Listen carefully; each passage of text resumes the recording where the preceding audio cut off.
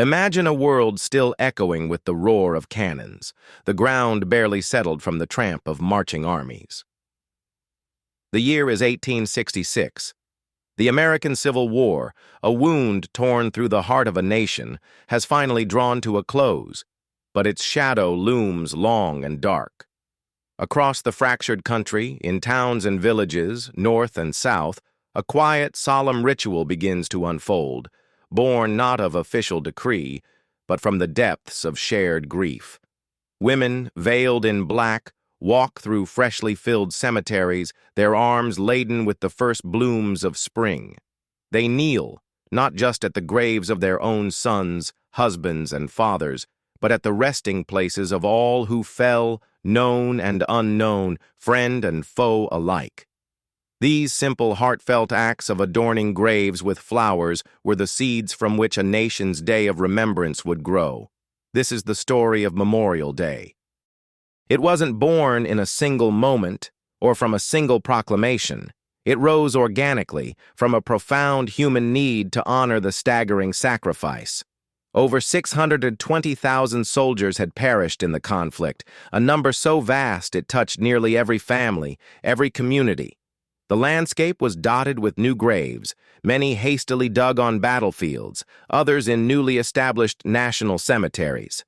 How could a nation begin to heal without first acknowledging the depth of its loss? In those early years, it was often called Decoration Day. Towns across the country claimed to have held the first observance. Columbus, Mississippi, where a group of women decorated the graves of both Confederate and Union soldiers in Friendship Cemetery in April 1866, is one poignant example.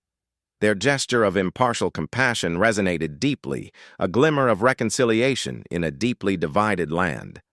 Waterloo, New York, which first observed a village-wide Decoration Day on May 5, 1866, closing businesses to allow everyone to participate, was later officially recognized by Congress as the birthplace of Memorial Day.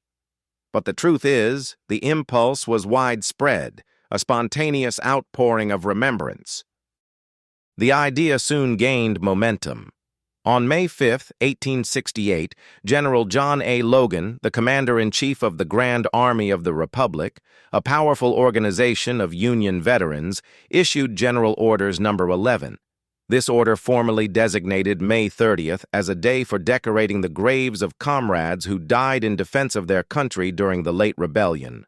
Logan urged that the day be observed with solemnity and reverence, that no form of ceremony be neglected that could attest to the heartfelt gratitude for those who lay buried. His call was powerful, and it helped unify the scattered local observances into a more national tradition. The first official Decoration Day under Logan's order saw General James Garfield, a future president, deliver a moving speech at Arlington National Cemetery to a crowd of 5,000. They decorated the graves of 20,000 soldiers, both Union and Confederate, buried there. Arlington, once the estate of Confederate General Robert E. Lee, had itself become a potent symbol, its grounds transformed into a final resting place for those who fought to preserve the Union. As the years passed, the tradition evolved. The original focus on Civil War dead gradually broadened.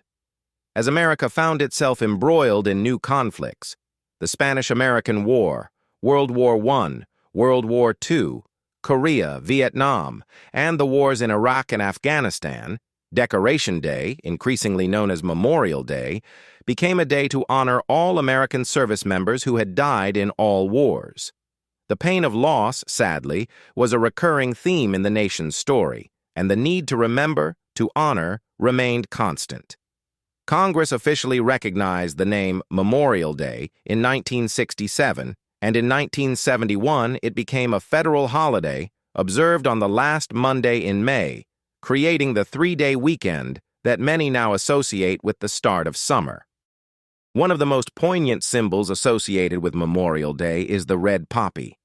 Its connection to wartime sacrifice was immortalized by Canadian Lieutenant Colonel John McCrae's poem, In Flanders Fields, written in 1915 amidst the devastation of World War I. The poem paints a vivid picture of poppies blooming on the graves of soldiers in Belgium.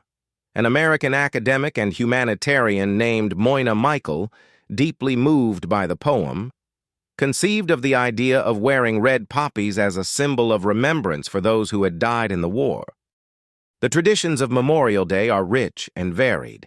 Parades march down main streets across America, featuring veterans, active-duty military personnel, marching bands, and community groups.